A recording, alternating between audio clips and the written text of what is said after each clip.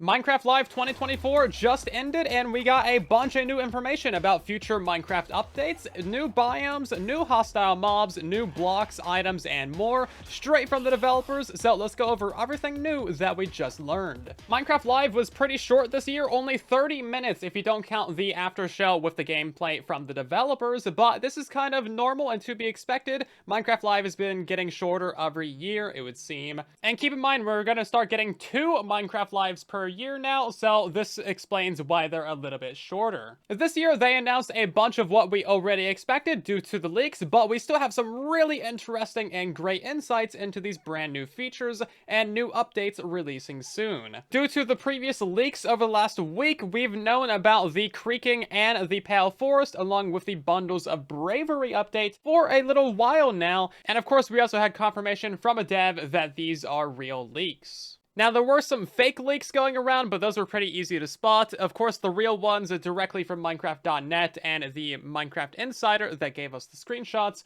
are still very real leaks, which is pretty abnormal for Minecraft. This doesn't usually happen. So first things first, we have the Bundles of Bravery update, which is going to be the next update for Minecraft. This is going to be coming to Minecraft Bedrock and Java Edition, and it's going to include the bundles for both platforms, which are basically feature complete at this point, and they have been for a couple of weeks. Bedrock Edition is also finally going to be getting hardcore mode after all these years. And on to the big reveal that we kind of already know about. We have the Pale Gardens and the Creaking, but we have so much more details about this now. So starting with the Pale Gardens, this is a really spooky and eerie biome. So during the day, it is very quiet and calm, and you know something isn't quite right. They put a lot of effort into the sound design here. It is extremely spooky sounding. This biome also has custom ambient sounds, unlike anything we've seen before. So during the nighttime, it's going to have its own eerie, creaky sounds, and it's just going to be very spooky. To give you a little taste of them, here's some that I've collected from the show.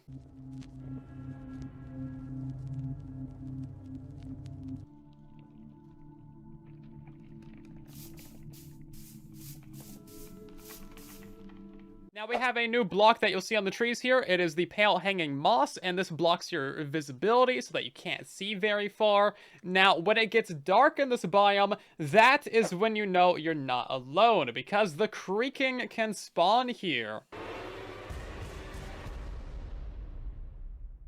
Now, this is basically a weeping angel, and the dude said the thing. So, don't blink. So when you look at this mob, it does not move and it does not attack, but as soon as you turn away, that is when it rushes towards you and starts to attack. Now the animations and the sound design and the texture of this guy is absolutely amazing. He looks so incredibly spooky, and I absolutely love it. Now, you'll notice that the Creaking doesn't take any damage when you attack it, and it also does not drop anything when it dies, so there's no real reason to farm this guy. However, when you attack it, you'll notice some particles coming off of it going towards a tree. Now, this guy is basically just a puppet of the Creaking heart block that you can find buried inside these trees. If you want to kill the Creaking, you'll need to actually break the Creaking heart block. Now, you can actually pick up the Creaking heart block and take it with you and put it somewhere else, and you'll actually get the Creaking to spawn there, which is really cool. It's basically a, locational hostile mob. This is going to be so fun to play with. Now, you can actually use the Creaking heart with some redstone to summon a Creaking at night on demand. Now, they only spawn at night, and you have to have some logs above and below the Creaking heart and the correct orientation for it to actually activate. So there's really only 2 ways to get rid of the Creaking: either kill the heart or wait for it to turn daytime, because then it'll despawn and the heart will deactivate. Now, to sum all this up, basically,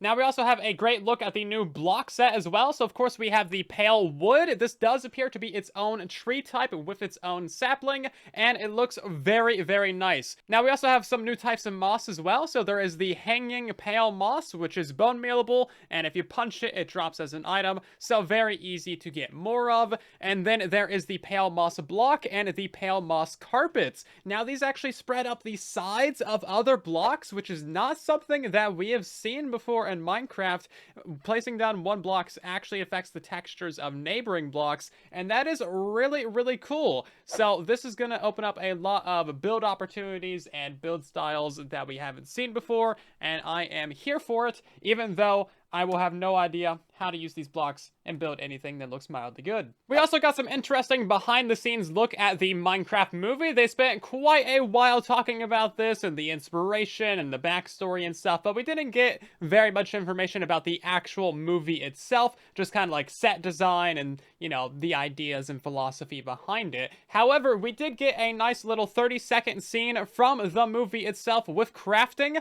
and honestly, I'm kind of here for it. This is a crafting table. Here's how it works. You place these elements in different patterns, and you got yourself a sweet blade. You want to see a blade? I'll show you a blade. Yeah! Hammer.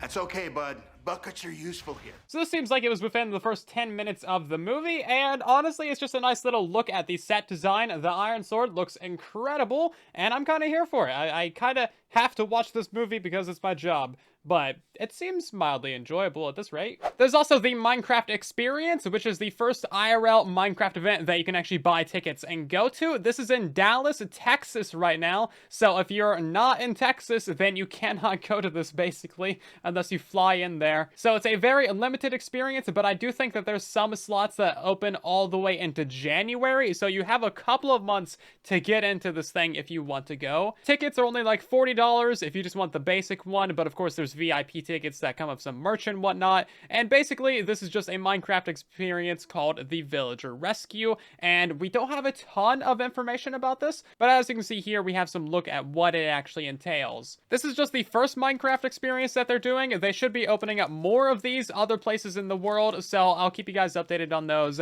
as we have more information, but it's probably going to be a while. Luckily, I have an on-ground correspondent, so I'll be making a video all about this in more depth very soon once they actually start happening sometime in October. We also have some new horror cosmetics that you can unlock by watching streamers either on Twitch or TikTok. So if you watch a TikTok Minecraft stream for 3 minutes, you're going to get this Bog Dweller item. And then if you watch a Twitch streamer for 10 minutes, you're going to get the Mask of Witness. If you subscribe to a Twitch streamer, then you'll get the Terrified emote. And of course, I stream on TikTok and Twitch. You can check out the links below if you want to get these items. So what do you think about all these new features? Personally, I'm a huge fan of the Creaking, and the Pale biome seems interesting as well, but let me know your thoughts down below, and definitely subscribe for more Minecraft news.